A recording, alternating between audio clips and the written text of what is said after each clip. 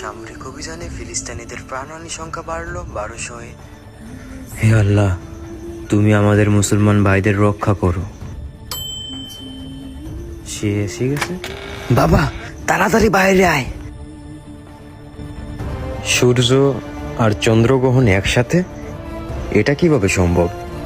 আর আজকে রোজার প্রথম দিন, এর মানে তার আগমন হয়ে গেছে। কে? আমাকে যেতে হবে। আরে কার আগমন হয়ে গেছে বাবা?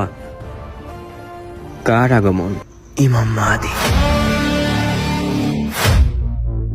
সে আসবে, সকল যুদ্ধ আর অন্যায়কারীদের অবসান করবে, পৃথিবী ন্যায় বিচারে পূর্ণ হবে।